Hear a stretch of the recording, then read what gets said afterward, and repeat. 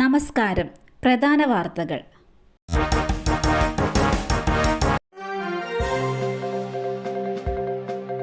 ഗാന്ധി പ്രതിമയ്ക്ക് നേരെ ലണ്ടനിൽ ആക്രമണം ശക്തമായി അപലപിച്ച് ഇന്ത്യൻ ഹൈക്കമ്മീഷൻ.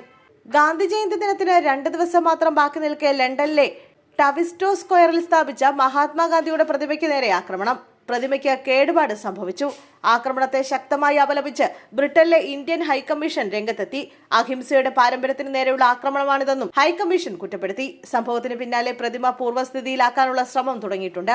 സംഭവത്തിൽ അന്വേഷണം പുരോഗമിക്കുകയാണെന്ന് മെട്രോപൊളിറ്റൻ പോലീസും കാംഡൺ കൌൺസിൽ അധികൃതരും അറിയിച്ചു. കടക്കലിൽ നിന്ന് കൈവിലങ്ങുമായി ചാടിപ്പോയ പ്രതികൾ പിടിയിൽ. നെടുമങ്ങാട് സ്വദേശി അയൂബ് ഖാൻ, മകൻ സെയ്ദലവി എന്നിവരാണ് പിടിയിലായത്. 2 ദിവസം മുമ്പാണ് ഇവർ പോലീസിനെ വെട്ടിച്ച് കടന്നു കളഞ്ഞത്. വയനാട്ടിലെ മേപ്പാടിയിൽ നിന്നാണ് ഇരുവരും പിടിയിലായത്. ഇന്ന് പുലർച്ചെയായിരുന്നു പ്രതികളെ പിടികൂടിയത്. പ്രതികൾക്ക് എന്തെങ്കിലും സഹായം ലഭിച്ചിട്ടുണ്ടോ എന്നത് വ്യക്തമല്ല. തെളിവെടുപ്പിനിടെയായിരുന്നു കൈവിലങ്ങുമായി പ്രതികൾ ചാടിപ്പോയത്. പാലോട് പോലീസ് സ്റ്റേഷനിലെ മോഷണക്കേസ് പ്രതികളാണ് ഇരുവരും.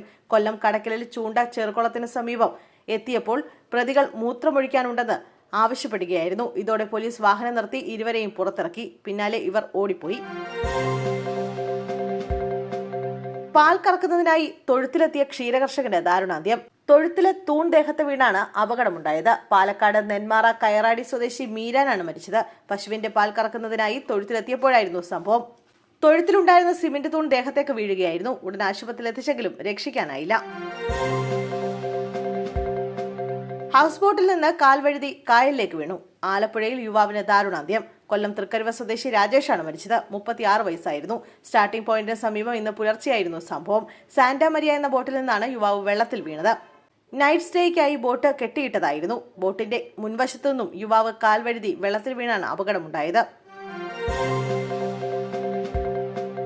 ജി സുകുമാരൻ നായരുമായി കൂടിക്കാഴ്ച നടത്തി തിരുവഞ്ചൂർ രാധാകൃഷ്ണൻ. NSSനെ അനുനയിപ്പിക്കാനുള്ള നീക്കം ശക്തമാക്കി കോൺഗ്രസ്.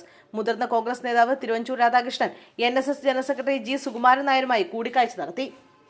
രാഷ്ട്രീയ നിലപാടും ചർച്ചയായി. കൂടിക്കാഴ്ച അരമണിക്കൂർ നീണ്ടു. PJ കുര്യനും കൊടിക്കുന്നിൽ സുരേഷും നേരത്തെ സുകുമാരൻ നായരെ സന്ദർശിച്ചിരുന്നു.